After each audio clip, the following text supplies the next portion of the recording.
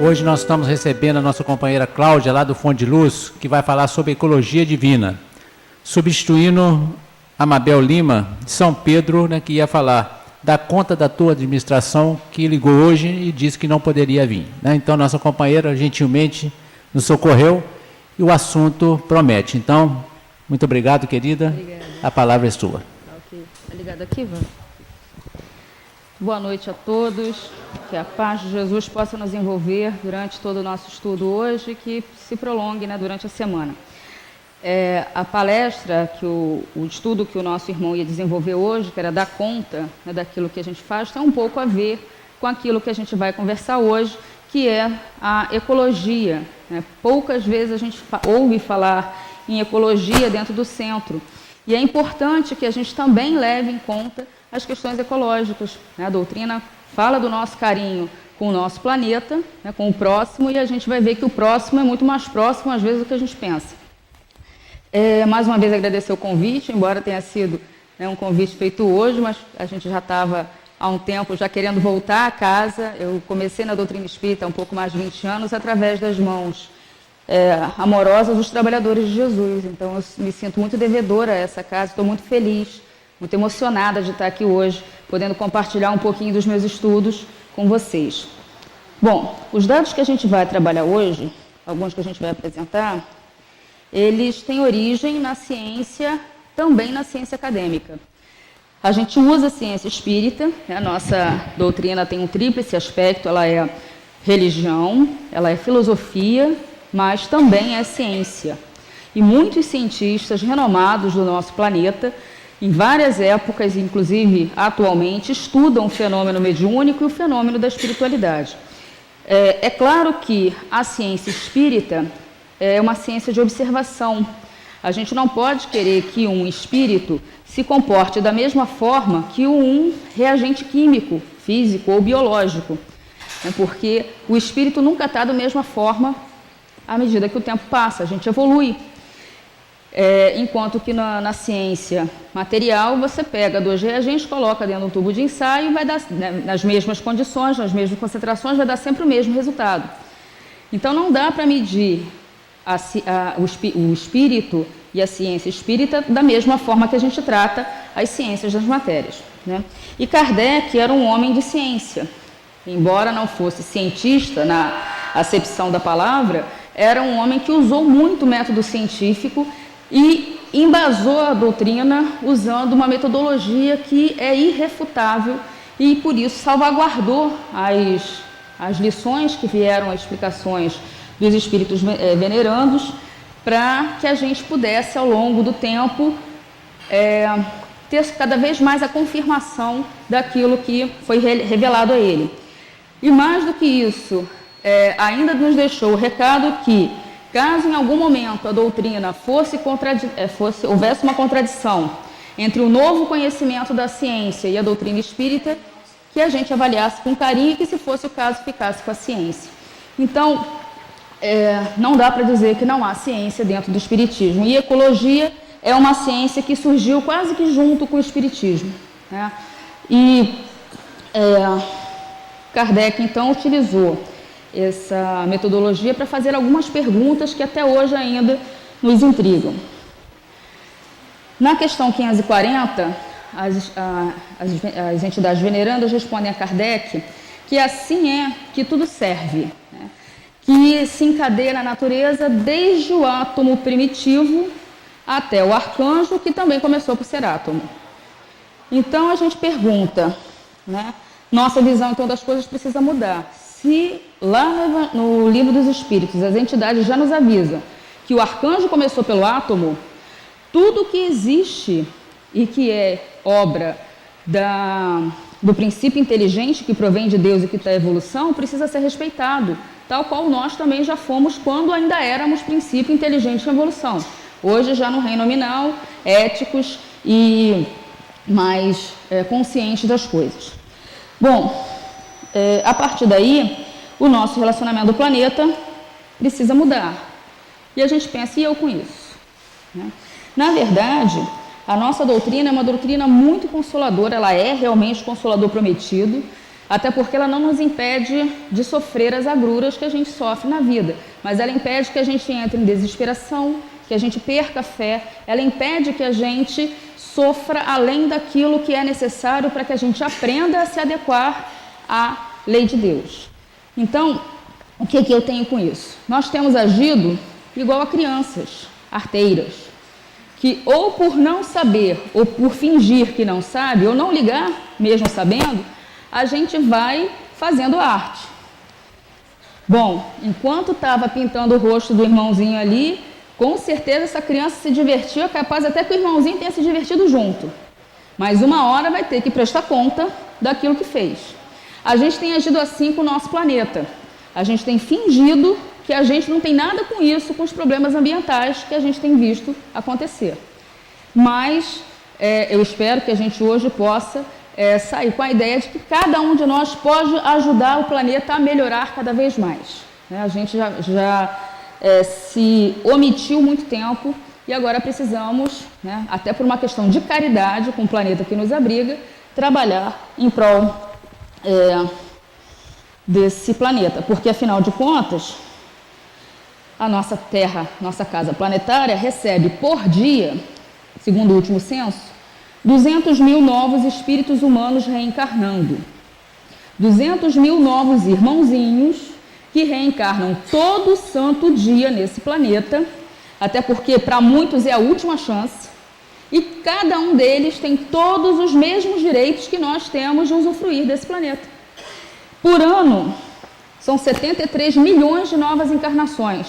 A gente já chegou a mais de 7, a gente já ultrapassou os 7 bilhões de seres encarnados. E aí vem a pergunta, no estado de que as coisas estão, será que dá para aguentar, dá para o planeta suportar tanta gente? Kardec se preocupava com isso já em 1850 e pouco, quando ele estava trabalhando o Livro dos Espíritos. A gente vai falar sobre a pergunta 705 mais à frente. Bom, a gente não vai se alongar muito nesse ponto, mas a gente precisa falar de alguns problemas de ordem ambiental, porque sempre que a gente fala em problema, a vibração cai. Então, para não deixar a vibração despencar muito, a gente só vai dar uma passada. Os mais urgentes que a gente tem, mudança climática. Não dá mais para dizer que o efeito estufa é uma imaginação, uma fantasia, algo que alguém resolveu criar para criar pânico. A gente já está vendo, os primeiros desabrigados ambientais já existem. Uma ilha no Pacífico simplesmente sumiu em função do avanço do mar, algo que estava previsto para pelo menos 500 anos à frente, lá para o meado desse milênio. Já aconteceu e essas pessoas tiveram que ser retiradas, são os primeiros desabrigados ambientais da história. E os prognósticos, se a gente continuar do jeito que está, não são muito favoráveis, porque quando a gente mexe no clima, a gente mexe em regime de chuvas, a gente mexe em temperatura global, a gente mexe com furacões, ciclones, tempestades. Bom, eu quando era criança eu nunca tinha ouvido falar que tinha algum tipo de furacão no Brasil. Agora quase todo ano tem um ciclone extratropical passando por aqui em algum lugar. Na região dos lagos, há pouco tempo atrás, passou um. Então, as mudanças já são sentidas e a gente tem que se preparar para elas, ou então mudar o nosso comportamento frente à questão ambiental. O outro é a nossa destruição sistemática da biodiversidade. Aí a gente pensa na ararinha azul, a gente pensa no mico-leão dourado, em algumas espécies de golfinhos, a gente pensa em animais, mas a gente esquece, por exemplo, de insetos, anfíbios, anelídeos, alguns tipos de plantas que são importantes para a manutenção da ecologia. Nada foi criado à toa e está ali por algum motivo. Na nossa legislação, por exemplo, é crime ambiental matar uma abelha, vocês sabiam? Deixa o dedinho lá para ela ferroar, mas não mata. Mas a gente não devia. A abelha está entrando, realmente está diminuindo muito o número de abelhas no nosso planeta, em função da gente não concordar, com medo que a gente tem das picadas. E em função disso, a gente está começando a ter diminuição de produção de frutos e flores, porque são elas que polinizam boa parte dessas plantas que a gente tem de uso comercial. E aí, além que se a gente soubesse a importância que uma abelha, que uma formiga, que uma barata tem, gente, A gente fala, barata serve para quê? Ela serve para decompor o lixo, ajuda a decompor o lixo mais rápido. Não é por isso que a gente tem que ter criação de barata dentro de casa. Não. Mas ela lá no ambiente, ela tem uma importância muito grande. O problema é que ela vem para a nossa casa não é o ambiente dela, encontra comida de montão, nada para matar, e aí vai se desenvolvendo, vai virando uma praga realmente. E a nossa extrema eficiência de produzir lixo. Tem uma coisa que o ser humano sabe fazer com boa qualidade, é a produção de lixo. Principalmente os lixos atuais, que são os lixos de policarbono, produtos de organocarbonados persistentes, os famosos PETs. Então a gente sabe que dá para reciclar isso tudo, não precisava ter tanto lixo assim, mas nós produzimos cada vez mais. Entre o Pacífico e entre a costa oeste dos Estados Unidos, né, e a Europa e o Havaí, há uma ilha de material plástico que já está quase que do tamanho da cidade do Rio de Janeiro. Dá para a gente andar de carro ali dentro e vai andar mais de um dia para poder chegar do outro lado. Além dessas, já foram encontradas mais 2 através de satélites. Então é muito lixo que está boiando no mar. Esse lixo não degrada rapidamente. Daqui a 2, 3 encarnações você vai reencarnar e vai encontrar com aquela garrafa PET, vai ter um déjà vu com ela. Sua vibração não me é estranha. Já passei por você. Águas terreias, que a gente usa muito aqui na região, já passou por ali.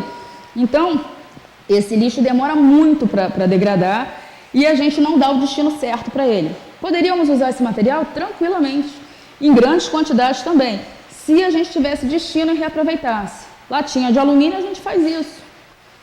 E os produtos organoclorados também deveríamos trabalhar.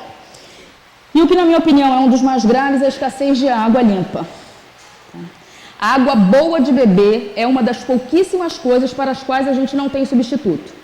Você substitui a comida, que se não tiver carne você come verdura, se não tiver verdura você come fruta, se não tiver verdura a gente come barro, mas a gente dá um jeito de tirar nutrientes que a gente precisa. É sério, grávida come tijolinho porque está com deficiência de ferro, a gente consegue tirar ferro do barro. Não é o ideal, porque depois o sistema orgânico sofre, o sistema digestório sofre. Mas água não, a gente não tem substituto para água. E mais, a gente precisa de 2 litros pelo menos por dia para ter uma vida de boa qualidade. Existem locais no nosso planeta em que já não há 100 ml de água por pessoa por dia. As pessoas não tomam nem 100 ml de água por dia. Então o sofrimento é muito grande, sobrevive-se. O corpo dá um jeito, a nossa comunidade celular vai tentando todos os jeitos, mas obviamente não é com qualidade. E aqui mesmo no Brasil nós já estamos com problema de racionamento de água em alguns estados, Pernambuco, se eu não me engano, e tem mais um. Então a gente precisa tomar cuidado, porque quando acontece um derrame de óleo ou de produto químico, aqui mesmo na Bacia de Campos teve um derramamento no rio, se eu não me engano, foi de um produto químico, o rio ficou rosa. A comunidade gay ficou feliz da vida, estou brincando. Mas foi assim, o rio ficou rosa durante muito tempo e as pessoas não podiam beber e foi liberado o consumo porque as famílias estavam sofrendo absurdamente. Assim que chegou assim, no nível máximo que seria permitido, já começou a liberar o consumo dessa água. Porque realmente é algo que a gente não tem como substituir. Eu vou parar por aqui porque a vibração já caiu muito, já tem gente me olhando com a cara meio assustada. A gente podia falar de transgenia irresponsável, poderíamos falar de planejamento urbano incompetente, que é uma coisa que o Brasil é muito eficiente também em fazer, mas o fato é para chamar a atenção que nós somos analfabetos ambientais. A gente não sabe o que está acontecendo. A gente não sabe, embora tenha uma ou outra campanha, um Globo Repórter, um programa na televisão que seja mais interessante, alertando a respeito disso, mas você vê aquilo, se choca e depois aquilo passa. E por sermos analfabetos ambientais, a gente acaba tendo realmente algumas dificuldades para mudar os nossos comportamentos. Se a gente não entende o porquê, não adianta querer sair mudando o padrão de comportamento, porque a gente só muda o padrão de comportamento quando consegue compreender o porquê aquilo precisa ser modificado. Então, enquanto bióloga, há 20 anos, mais ou menos, né, que eu sou bióloga e espírita. Foi até engraçado, eu entrei para a faculdade de biologia e me tornei espírita. Os professores achavam que eu tinha enlouquecido. Mas a gente tem observado que, não todos, mas algumas pessoas do movimento espírita... Melhor assim? Melhor. Até o retorno está melhor. Então, muitas pessoas do movimento espírita ficam numa espécie de uma estranha zona de conforto, né? Como se as tragédias ambientais não nos afetassem. Então, você fala crise ambiental, degelo de calota polar, problema não, sou espírita. Está tendo aquecimento global, vai ter racionamento de água, problema não, sou espírita. Como se ser espírita nos eximisse de tomarmos consciência daquilo que está acontecendo no planeta e, principalmente, que a gente pudesse interferir positivamente sobre isso. Bom, por que isso ocorre? Provavelmente porque a gente afirma a nossa fé através de frases de efeito. E, embora estejam certas, elas podem levar a uma interpretação de que não há necessidade da gente cuidar com mais cuidado do nosso planeta material. Por exemplo, nada acontece por acaso. A gente se apropriou de tal forma dessa frase, você está na fila de banco, fala assim, nada acontece por acaso, o cara de trás é espírita. Eu já vi adesivo de carro que está assim, o acaso não existe, embaixo, leia Kardec. Porque nós nos apropriamos. É verdade, mas o acaso não existe. Realmente, ele não existe. Einstein já falava, Deus não joga dados com o mundo. É verdade, o acaso não existe. Mas não é por isso que existe a gente está preso num determinismo, num fatalismo de que, como o acaso não existe, tudo que acontece não é por acaso, então está certo e a gente tem que baixar a cabeça e se conformar totalmente com as coisas que acontecem. Bom, uma outra frase é: a verdadeira vida é a vida espiritual, com direito a dedinho para cima. Como se antes de encarnar e depois de encarnar é que realmente fosse o momento em que a gente vive. Quando a gente está encarnado, seria assim um lapso de tempo. Não é. A gente está na vida espiritual desencarnado e está na vida espiritual encarnado. Algumas pessoas, quando a gente conversa, parece que estão esperando desencarnar para viver. Lá no mundo espiritual, quando eu estiver em nosso lar, na segunda casa depois do chafariz, lá perto do ponto do aeróbus, eu conheço gente que viu nosso lar 3 vezes para poder escolher onde vai morar depois que chega lá. Quando eu estiver morando lá, aí sim eu vou poder me dedicar à evangelização, ou vou poder me dedicar, porque aí eu vou ter estudo e vou ser digno. Se a gente for esperar para ser digno, para fazer alguma coisa, melhor entrar em coma, porque realmente é muito difícil. Então, a verdadeira vida é a vida espiritual. E quando a gente está encarnado, a gente também está vivendo a vida espiritual na matéria. Claro, durante o sono, a gente tem a bênção do desdobramento para continuar recebendo, né, as bênçãos, para permanecer na fé, para permanecer integrado aos nossos ideais. Estou aqui de passagem.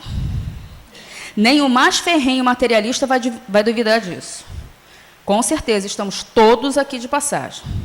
A gente vai e volta, né, quantas vezes forem necessárias, mas estamos de passagem. E muitas vezes essas frases causam a impressão de que a gente não precisa dar tanta ênfase para cuidar da nossa vida material, do nosso ecossistema, do nosso planeta. Só que, quando a gente está num ponto de ônibus, vai passar 15 minutos, dependendo da linha, meia hora, 45 minutos, naquele ponto de ônibus, esperando o ônibus. Está ali numa passagem muito breve. Mas, enquanto você está ali, se estiver chovendo, se tiver muito sol, se você não tiver um abrigo, se não tiver um lugarzinho para você sentar, se tiver depredado, se tiver pichado, é desagradável. A gente não vai se sentir bem. Gostaríamos de que todos os pontos de ônibus fossem agradáveis, igual aqueles que tem em Dubai, que tem ar-condicionado, tela de internet interativa, touchscreen, seria o máximo. Mas nem todos dá para ser assim. Então, que a gente tenta, mesmo de passagem, que a gente tente fazer com que a nossa passagem seja o mais agradável possível e mais profícua também. A gente possa realmente aproveitar esse momento, né? Então... Ai, perdão, crianças. Grudou aqui. Minha colinha, senão a gente perde o fio da meada. a gente entende que não é porque a gente está aqui de passagem, ainda mais a gente que é espírita, que a gente está aqui à toa. Estarmos encarnados é realmente uma bênção. E a gente encarna porque a gente tem algo a fazer. E aí o espírita gosta muito de saber que tem uma missão a cumprir. Normalmente uma, e tem que ser a missão, né? Aquela que vai revolucionar o universo quando você conseguir completá-la. Só que a maioria de nós não tem forças para fazer algo, né, tão grandioso assim. Mas nós temos missões, vamos para o plural, que são pequenas, trabalhos de formiguinha, muitas vezes chatas, mas que vão nos capacitar para fazer a missão numa outra encarnação, provavelmente. Que missões seriam essas? Acordou? Se tocou? Está aqui ainda? Agradece, né? E vamos listar as nossas missões. Sermos bons pais, missão difícil pra caramba, ainda mais nos dias de hoje. Sermos bons filhos, outra missão muito difícil, ainda mais quando a gente é pai e mãe. Sermos pessoas honestas, trabalhadores que respeitam seus amigos, seus colegas de trabalho, sermos pessoas melhores, né? Evitarmos a fofoca, que é mais difícil ainda, porque eu sou cabofrense, posso dizer que cabofrense é um povo fofo, né? Fofoqueiro. Então, a gente precisa combater esses maus vícios, fazer a nossa reforma íntima, o processo da reforma íntima todo dia com paciência, porque é demorado e é difícil, mas também sabermos que a gente precisa acrescentar na nossa lista a missão de cuidar da casa planetária.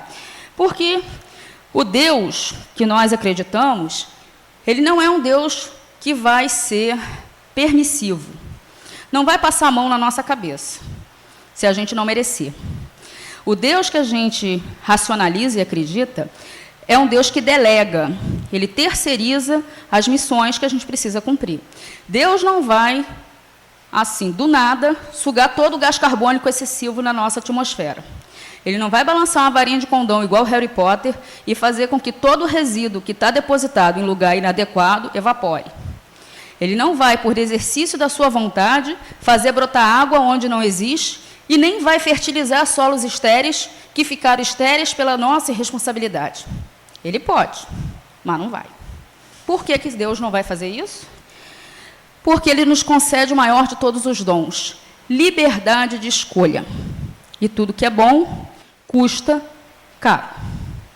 Então, temos a liberdade de escolha. Essa liberdade é um direito tão sagrado para nós que ela é soberana até quando a gente vai fazer besteira. Todas as religiões do planeta condenam o suicídio. O Espiritismo não é diferente em relação a isso. Agora, se o indivíduo resolver que ele quer se matar, a espiritualidade vai tentar de tudo quanto é jeito ajudá-lo a desistir da ideia, mas se ele realmente bater pé e quiser se matar, ele vai, é direito dele. Só que ele gera uma necessidade de passar por uma experiência pedagógica, porque o ato de suicidar-se é um ato contra as leis naturais. É sinal que você não aprendeu a valorizar a vida. Então, você precisa reaprender a mesma lição. Numa próxima encarnação, numa outra situação, você vai ser levado a passar pela mesma necessidade de decisão, entre se manter vivo ou não, entre continuar na luta ou fugir dela. E aí, se você tiver aprendido, sozinho, por si mesmo, beleza, segue em frente, não vai precisar sofrer mais em relação a isso. Agora, se não aprendeu, se matar de novo, novamente, reencarnação, para poder passar novamente pela mesma experiência. Aí eu lembro de uma mãe que levou o filho a Chico Xavier, muito chateada, que o menino não tinha os braços, já tinha uma série de dificuldades e ia precisar perder as pernas. Minha filha, porque é o único jeito dele não se matar. A gente estudou um caso lá na Mocidade do Fonte, de 2 espíritos inimigos, onde um sempre, né, que vinha, acabava matando o outro. Vieram como amigos, depois vieram como irmãs, depois vieram como mãe e filho, vieram como tio e sobrinho, nada. Bom, aí vieram como siameses. As duas têm um corpo e 2 cabeças. Não tem como uma matar a outra. Ou seja, agora elas são obrigadas a conviver. Então, aquela história, reconcilia com teu inimigo enquanto você está a caminho com ele. Senão, tu volta no mesmo corpo com 2 cabeças. Aí eu quero ver. Né? Então, a gente precisa ter essa ideia, e era engraçado, porque elas ainda estão encarnadas, são gêmeas canadenses, e uma, quando era criança, dava soco na outra, sendo que uma controla o lado direito e a outra controla o lado esquerdo do corpo. Para fazer tudo, elas têm que estar juntas. Para fazer tudo, elas precisam cooperar uma com a outra. É uma experiência pedagógica, radical, dolorosa, mas foi necessária. Com certeza, na próxima encarnação, elas já vão poder vir separadas para começar a cultivar essa amizade que agora está nascendo. Né? Romper realmente com esses laços de ódio. Então, se o livre-arbítrio serve para uma pessoa, o que a gente pode dizer para a coletividade? Se uma pessoa tem o seu direito do livre-arbítrio respeitado, mesmo num caso de suicídio, se a gente optar pelo suicídio ecológico como coletividade, esse direito vai ser respeitado. Então, por isso, a gente tem que fazer campanhas de esclarecimento a todos nós, sejamos espíritas ou não, para que a gente tome cuidado com as nossas atividades, sejam elas quais forem, e principalmente com os nossos padrões de consumo. Consumir não é problema. O problema é a forma como a gente está consumindo, que é complicada para o planeta. Bom, ainda assim, a gente vai ter pessoas que vão olhar, né, para a nossa fala e vai dizer, ah, não, nada me abala. Vem aí o planeta de regeneração. Né, eu estudei na doutrina, eu li lá o Transição Planetária, a gente viu as comunicações, a gente já sabe que o planeta vai passar pela regeneração. Eu não preciso fazer nada, que o planeta vai evoluir. Tá certo. Mas vamos problematizar um instante. O planeta vai realmente passar para a prova e regeneração. Quando estava se fazendo a diferença, né, entre as categorias de mundos, foi dito que a diferença entre mundos de provas e expiações e os mundos de regeneração são diferenças ético-morais. Vai ser melhor moralmente, o bem vai ser mais forte, o mal já não vai ter tanta influência, embora ainda existente, mas não vai ter tanta influência na vida das pessoas, já não vai ter mais doenças, a miséria vai acabar e por aí vai. Beleza. Alguém ouviu falar de como é a qualidade ambiental de um mundo de regeneração? Eu já catei em tudo quanto foi lugar. Nada a respeito de qualidade de água, de qualidade do ar, de como vão ser os alimentos, nada a respeito disso. Por que não existem essas informações? Que isso está sendo decidido agora. Cada planeta que passou de provas e expiações para a regeneração teve um ambiente que a humanidade produziu. Então, a gente tem que tomar cuidado e precisamos, já nessa encarnação, porque a gente já está na beira aí da transição acabar, de sair da nossa zona de conforto e começar a nos preocuparmos com o ambiente, que a gente pode herdar um passivo ambiental muito sério. Tá? A gente está tendo o privilégio de sermos a geração, né, as pessoas encarnadas que foram encarregadas de preparar o ambiente para essa humanidade renovada que está vindo habitar o nosso planeta. A gente sabe que vai ter uma ascese vibracional, ela já está em curso.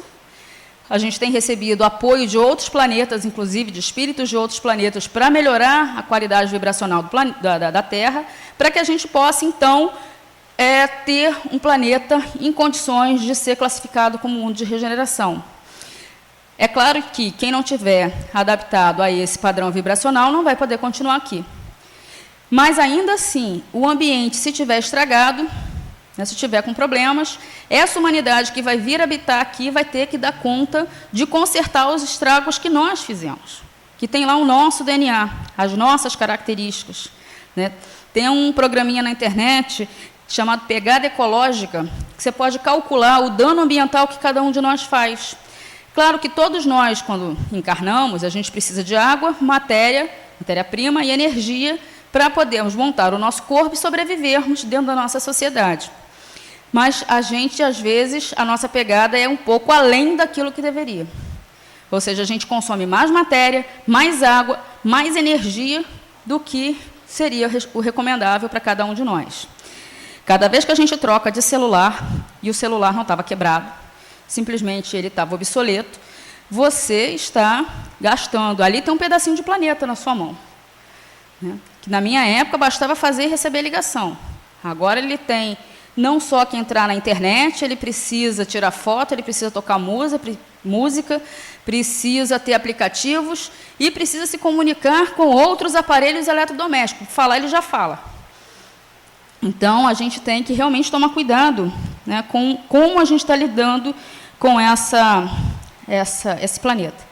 A boa notícia é que a gente tem tecnologia, a gente já tem o conhecimento, temos a tecnologia e ainda temos tempo para reverter isso nos próximos anos. A má notícia é que a gente tem conhecimento, a gente tem tecnologia e a gente tinha tempo para resolver isso desde 1982. Desde 1982, nós já temos tecnologia para resolver o problema do aquecimento global. E a gente não se mexeu. Não sei quem é um pouquinho mais jovem como eu, viveu a época do buraco na camada de ozônio. Né? O buraco da camada de ozônio é um problema muito mais caro do que o efeito estufa para resolver. Exigiu que a indústria gastasse rios de dinheiro para substituir o clorofluorcarbono, CFC, por outros gases que fossem menos poluentes. E conseguimos reverter isso em menos de 20 anos. Né? A gente já está há 31 anos da descoberta, né, da crise Jesus, gaga, sempre fui. Fiz fono, mas de vez em quando a cabeça vai mais rápido que a boca. Então, quando a gente teve o problema da camada de ozônio, conseguiu se resolver porque é global e atingiu em cheio países que são habitados. Que enquanto está nos polos, norte e sul, ninguém está vendo, então a gente joga para baixo do tapete para não gerar pânico e vai levando a vida. Né? Mas o aquecimento global, a gente já sabia disso há muito mais tempo. E, enfim, de lá para cá, a gente não fez nada, ou muito pouca coisa se fez, e a gente continua agora pagando, né, dando conta da nossa inatividade desde aquela época. E aí a gente pergunta, e eu com isso novamente. Bom, nós somos responsáveis pela qualidade daquilo que a gente pensa. Né? Todos nós, que já temos um pouquinho de doutrina, sabemos que pensamento é uma forma da gente manipular o fluido cósmico universal. E Joana de Ângeles, no livrinho Após a Tempestade, ela dedica um capítulo inteiro à psicosfera e poluição, a ponto de mostrar como os nossos pensamentos podem influenciar no meio ambiente. E a ciência já está corroborando isso. Já há experimentos que demonstram que a qualidade da água dos reservatórios modifica de acordo com o pensamento da equipe, né, dos moradores ao redor. Se são pessoas que fazem oração, se são pessoas que são mais tranquilas, enfim, a qualidade da água é melhor do que aquela onde as pessoas se divertem com a tristeza dos outros, que gostam de fazer fofoca, que gostam de ter comportamentos não saudáveis. Então, já está provado que a qualidade da água do reservatório, que vai ser distribuído na cidade ou naquela localidade, muda de acordo com o pensamento. Então, a gente pensa, se cada uma pessoa é responsável pela sua psicosfera, como é que a gente está pensando hoje? Só coisa boa? 100% coisa boa? Mais ou menos, uns 50%, 60%. Quem faz culto no lar um pouquinho mais, porque já tem uns horáriozinhos mais comprometidos com o estudo. Mas a gente tem que tomar cuidado, porque cada psicosfera junta forma a vibração do planeta. Por isso a gente está precisando de reforço. Tem espíritos de outros planetas, que já são planetas de regeneração, ou de provas e expiações, né, que podem nos ajudar, que moram lá e podem nos ajudar, que estão reencarnando nesse planeta para melhorar a vibração planetária. Bom, se baixar um ET aqui no nosso pátio e pergunta para a gente como é que a gente define a nossa sociedade, a gente define a nossa sociedade ainda como sociedade de consumo, e esse é um problema ambiental muito sério. Porque consumir não é problema. Problema nenhum você comprar uma roupa, comprar um eletrodoméstico, comprar um celular melhorzinho e tal. O problema é o exagero. Né? Para a gente ter uma ideia, ao ano, no mundo, só com cosmético e perfume, gasta-se 36 bilhões de reais. Eu fui ver há pessoas que dão 3 mil reais num frasco de perfume.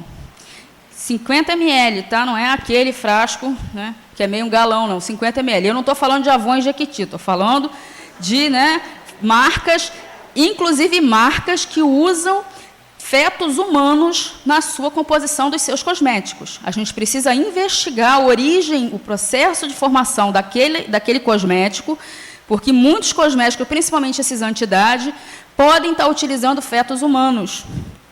Aí eles compram esses fetos em países cuja a legislação permite e fazem essa formulação. Obviamente, isso não é divulgado, mas há vários sites denunciando esses casos. E, na dúvida, eu prefiro comprar um Avon, um Jequiti, que é mais baratinho, né, que dá a ilusão igual, enfim. E a gente vai evitando o problema. Eu não como atum só como atum de uma determinada marca, porque é a única que usa rede que não mata golfinho. Tá? Porque a maioria delas matam os golfinhos junto com o atum. Então, a gente precisa pesquisar, se dá o trabalho de pesquisar. A maioria dos macarrõezinhos que a gente come tem soja transgênica, aqueles instantâneos. Nada contra a transgenia, só tenho que saber que é transgênico e que tipo de transgenia foi feito. Porque, senão, você pode, uma pessoa, por exemplo, que tem alergia a leite, come um macarrãozinho instantâneo e passa mal com alergia, porque ali tinha uma soja que continha a proteína do leite. Então, são coisas que a gente precisa procurar saber. E o que mais me afeta, porque eu também não consigo controlar muito isso na minha casa, é o desperdício de comida. Por ano, no Brasil, somente no Brasil, 26,3 milhões de toneladas. Dá mais de 20 bilhões de quilos de comida. Dá para alimentar toda a população pobre do nosso planeta, só com o que vai para o lixo, e ainda sobraria para a gente passar para os nossos irmãos carentes. Eu não vou falar da Argentina, porque senão pega mal, do Suriname. Tá? Que é um outro país que faz fronteira com a gente. Então, daria para alimentar todos os nossos irmãos que ainda estão passando necessidade financeira e ainda daria para exportar essa comida. E a gente joga fora. Tá? Muitas vezes por não saber como acondicionar, ou mesmo porque não saber como faz para trabalhar com aquele alimento, ou mesmo por desperdício puro e simplesmente. Eu ainda sofro isso na minha casa, ainda não consegui um jeito, mas já diminuiu bastante o desperdício, mas ainda se vai muita comida para o lixo. Então, para a gente também tentar ter isso em mente. E os sonhos de consumo. Né? Todo mundo tem um sonho de consumo. O sonho de consumo de quem anda a pé tem um Fusca. Quem anda a pé tem que pegar ônibus todo dia. Um Fusca, gente, é a visão do paraíso. Quem tem um Fusca já pensa em ter, de repente, um Palio, né? um Siena, uma coisa melhorzinha. Quem já tem o Siena já fica de olho nos importados. Quem já tem o importado começa a pensar numa Ferrari. E aí, Divaldo Franco faz uma lista enorme de desejos que a gente tem, né, de consumo, e que, quando você realiza, você quer outro, depois quer outro, a gente nunca se satisfaz. Esse sonho de consumo não chega a ser totalmente um problema. O problema é quando ele te inquieta a ponto de comprometer a tua saúde física e mental. Tem gente que sofre muito porque não tem um carro do modelo X. Tem um carro que serve à família, mas não tem o modelo X, então fica realmente chateado, fica deprimido, ainda mais se o vizinho tiver o modelo X. Né? Na minha época, eu não sou tão velha assim, mas na minha época, o sonho de consumo da família brasileira de classe média era ter um armário embutido. Tem gente aqui que não faz nem ideia do que seja um armário embutido. Era um buraco na parede, que você colocava a tralha toda da família ali dentro. E chegava nas festas, você dizia, eu moro numa casa, meu quarto tem armário embutido. A família, né? Nossa, tem um armário embutido. Tem lógica aquele buraco na parede. Porque quando você ia viajar, ou você ia mudar de casa, você não precisava levar mais um armário, de preferência você mudava para outra casa que tinha um armário embutido, né? E aí estava tranquilo. Só que o armário embutido caiu em desuso. Né? E hoje a gente tem uma coisa que é muito maior que o armário embutido, cabe muito mais coisas dentro, né? E é muito mais legal, muito mais consumista do que o armário embutido. Vocês sabem o que é? Um closet. Ainda mais em inglês, né? Porque armário embutido está em português, não tem graça. Tem que ser em língua estrangeira. O closet é quase que um cômodo, em alguns casos é um cômodo, né? Às vezes maior do que o quarto da casa de muita gente, onde as pessoas colocam o que lá dentro? Bota roupa, bota isso, bota aquilo. E a infraestrutura do closet, o que é? Prateleiras, gavetas, espelhos, muitos espelhos, de preferência câmera 1, câmera 2, câmera 3 DRE, né? Tem gente que bota até no teto espelho para ficar bonito. E que mais que tem além de luz? Luzes que são colocadas para iluminar aquilo que o dono do closet gosta de destacar. Não só ele, mas também as coisas. Existe uma profissão chamada light designer. O cara contrata alguém para saber como vai direcionar os feixes de luz para que depois você se tranque lá dentro do closet e fique quanta luz, né? Esse. E aí o que acontece? A gente verifica que o closet é muito mais caro, muito mais consumista, e o objetivo dele, na grande maioria dos casos, não todos, mas na grande maioria dos casos, é você pegar a sua amiga, que não tem o closet, levar na sua casa e dizer, olha, meu closet. Aí elas ficam, oh, né? Tem até uma propaganda que a moça está mostrando o closet de roupa dela e o marido está mostrando o dele de cerveja. Então, sonhos, né, de consumo. Que não é problema nenhum alguém ter closet em casa, tá, gente? Aliás, é meu sonho de consumo. Mas que você não se inquiete por isso. Porque na época do armário embutido, ter era mais importante que ser. Você tinha que acumular coisas. Porque quanto mais você acumula, mais bem-sucedido você é. Aí você pergunta, mas o cara é bem-sucedido por quê? Porque ele chegou lá. Lá onde? Lá naquele local onde ele tem mais do que ele precisa e muitas vezes ele não sabe o que fazer com aquele dinheiro todo e acaba realmente fazendo besteira muitas vezes. Mas de 1995 para cá, o comportamento começou a se diferenciar até por causa da internet. Hoje, mais importante que ter é ostentar. Não basta só você ter, você tem que mostrar para todo mundo, esfregar, induzir a inveja no seu irmão, porque você tem o que ele não tem. E adolescente é especialista em fazer isso. Então, a gente precisa trabalhar isso, que na época de Kardec já era preocupado com o consumismo. E não tinha marketing nem publicidade. Porque em 30 segundos de comercial, a criatura consegue colocar em você a necessidade de um produto que você nunca pensou que fosse precisar na vida. E você começa a sofrer porque não tem a sandalinha da Barbie, que vem com a mochilinha da Barbie, dentro tem a canetinha da Barbie, e por aí vai, a criança sofre. Se a criança sofre, a mãe sofre. Aí acaba pegando o dinheiro que ia comprar uma roupinha melhor, uma coisa melhor, dando uma sandália de plástico que vai transpirar o pé da criança, muitas vezes com um salto desse tamanho, que vai machucar a coluna, e a gente faz sem pensar, né? Porque é importante ter, porque ela tem que mostrar para as coleguinhas. Minha filha, com 5 anos de idade, queria um celular. Eu ri da cara dela. Ela ficou 2 dias sem falar comigo. Ah, pelo amor de Deus, 5 anos de idade com celular, mas minhas amigas têm.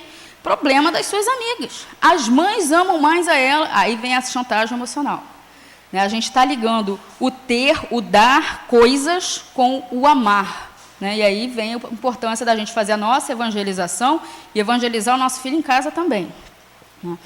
Bom, questões então que a gente precisa debater, porque a gente não quer aqui, de forma alguma, esgotar o assunto. A gente quer, na verdade, também, ninguém quer botar o dedo e acusar todos nós. A ideia desse estudo hoje é que a gente vá para casa refletindo o que a gente faz em excesso. Né? Olhar para mim não é muito difícil saber o que eu faço em excesso. Comer brigadeiro. Mas, comer brigadeiro. Você acha que eu cheguei neste shape comendo alface? Não foi. Então, o que acontece? Todos nós temos alguns exageros. Alguns são visíveis, outros não. Né? Então, a gente precisa observar também se o nosso consumo de coisas também não está complicando a nossa vida, porque a gente começa a ter muita coisa dentro de casa, a energia começa a ficar parada, porque você começa a não mexer, e aí você começa a afetar a psicosfera da sua casa. Né? Então, a gente precisa debater a questão da banalização do consumo. Tem gente que se assume consumista. Ah, eu sou consumista. É um palavrão isso, gente. Consumista é aquele que consome por consumir, e não porque tem uma necessidade. Né? Então, tem gente que, para dizer, eu estou com um problema, eu vou fazer shopping terapia. Vou para o shopping fazer compra. É sinal de que alguma coisa, algum vazio tem na sua vida e você precisa resolver. A compra te dá o prazer imediato, você resolve, né, aquele prazer imediato, você fica mais feliz, mas assim que chegou em casa, largou as compras em cima da coisa, ela deixou de ser nova, 2 dias depois você já está de novo com aquele incômodo, vai fazer shopping terapia de novo. E assim as famílias nos Estados Unidos estão extremamente endividadas com os cartões de crédito em função desse ciclo vicioso de compra, compra e compra. Já que eles não comem, eles compram. E aí é um problema. Bom, isso demonstra o nosso apego ainda à matéria. Isso mostra que a gente ainda está evolutivamente quase que andando para trás, para não dizer estagnado, quase que andando para trás. A gente ainda está muito apegado e muito preocupado com a posse. A gente fica naquela história, meu filho, meu emprego, minha casa, minha vida. E por aí vai. E aí o que acontece? Quando você tem algum revés, né, e o filho te decepciona, o marido ou a esposa te contradiz, ou acontece algum problema no seu serviço, você sofre a ponto de perder a esperança. E aí a gente vê pessoas sofrendo com depressão, com quadros psicológicos realmente seríssimos, em função da questão da posse. Até porque a gente está coisificando as pessoas, né, tratando as pessoas como coisas descartáveis. A começar pela história do ficar. Os adolescentes não querem mais namorar, porque namoro significa compromisso. Eles querem ficar, porque aí você usa, joga fora e depois pode usar de novo, e por aí vai. Então, são coisas que a gente precisa discutir dentro dos nossos grupos de estudo, dentro das nossas famílias. E na questão 705 do Livro dos Espíritos, Kardec pergunta às entidades venerandas por que a Terra não dá ao homem, a todos os homens, o necessário para que eles possam sobreviver. E os Espíritos respondem que dá, sim. A Terra é capaz de dar tudo o que o homem precisa, que é o seu necessário, se o necessário bastasse a nós. E aí, corroborando isso, em 2005 foi feita uma pesquisa para tratar do consumo alimentar das famílias de classe média ao longo do planeta. Então, foram escolhidas 25 famílias, cada uma nos seus países, e foi avaliado o que elas consumiam de comida. Eu não estou falando de água, de energia, de matéria-prima, somente de comida. Né? Roupa, sapato, tecnologia, que aí a defasagem seria ainda pior. E se descobriu que uma família de classe média da Alemanha, em uma semana, com 4 pessoas, consome essa quantidade de alimento. Nos Estados Unidos era um pouco mais. Só que os 4 componentes da família eram todos muito obesos. Aí a gente vai dizer, come mais porque é gordo. Né? Não, então eu peguei uma família magrinha da Alemanha, come um pouquinho menos do que do estadunidense, mas consome isso por semana. Para manter esse consumo só de alimento para todas as famílias do planeta Terra, nós precisaríamos excluir do planeta 2/3 dos seus habitantes. Quase 5 bilhões de pessoas teriam que sair do planeta, desencarnar, né, automaticamente, ou então nós precisaríamos de 3,5 planetas para dar conta de produzir só comida nessa escala de alimentação. Em contrapartida, na Índia, uma família também com 4 integrantes, durante uma semana, consome essa quantidade de alimentos. Todas as famílias são saudáveis. Tá? Nessa pesquisa não teve nenhuma família desnutrida, dentro de um dos aspectos que foram estudados. Então, uma família também saudável, com uma alimentação equilibrada, na Índia, consome essa quantidade de alimentos. Vocês viram quantos refrigerantes tem ali? Querem ver quanto tinha quase igual lá em casa. Enfim, nessa taxa de consumo, o nosso planeta Terra poderia suprir mais ou menos 21,5 bilhões de pessoas. Dá para ter 3 vezes o número de gente que tem hoje encarnado no planeta, se todo mundo comesse isso. Ia ter comida para todo mundo, né, nesse padrão. Então, significa que, realmente, a Terra produz tudo o que a gente precisa, sendo tratada da forma correta. A gente pode tirar ainda mais, né, porque a Terra é extremamente generosa. O problema é que a gente não divide direito, a gente desperdiça muito, e a gente não quer comer só frutas e legumes, né, e cereais. A gente quer a pizza, a gente quer o McDonald's, a gente quer a Coca-Cola. Que de vez em quando não tem problema. mas eu já passei por uma fase de tomar muito refrigerante e conheço pessoas que o primeiro café da manhã é uma lata de Coca-Cola.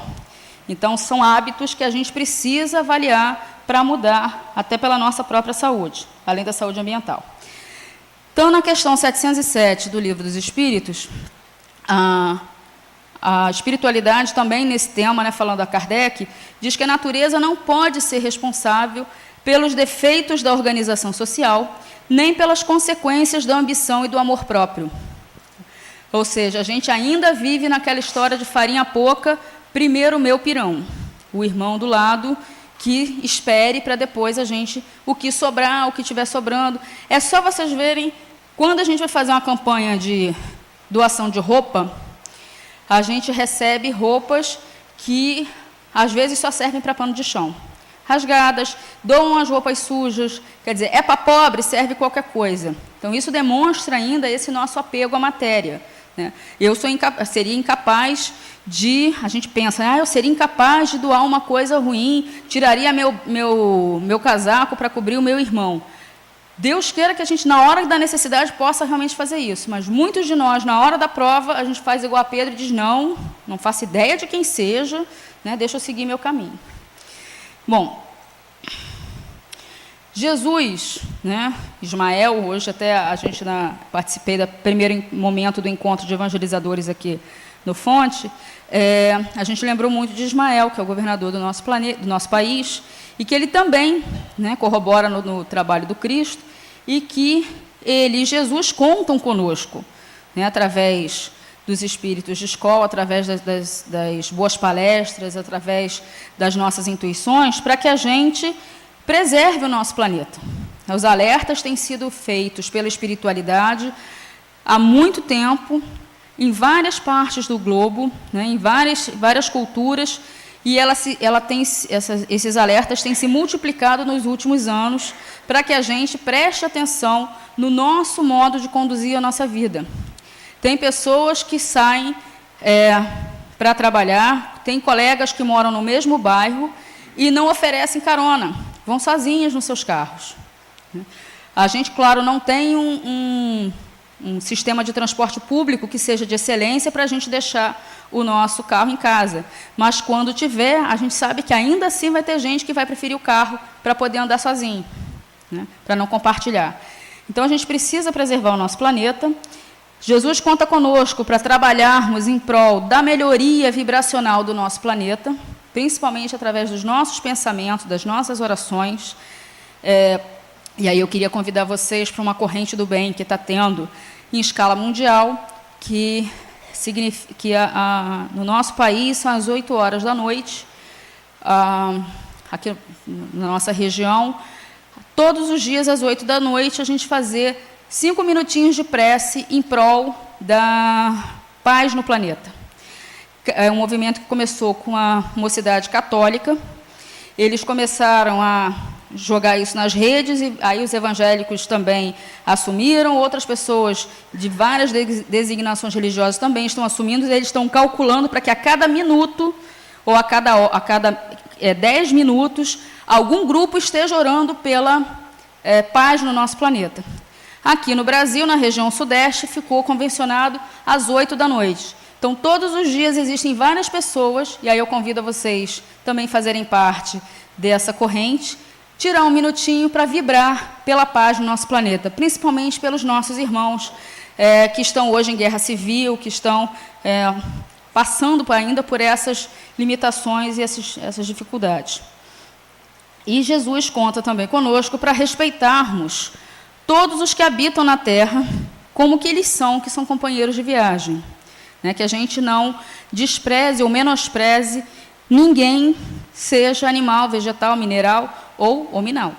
Que a gente possa realmente trabalhar em prol da melhoria interna e externa do nosso planeta. Jesus possa ficar conosco e nos abençoar durante toda a semana.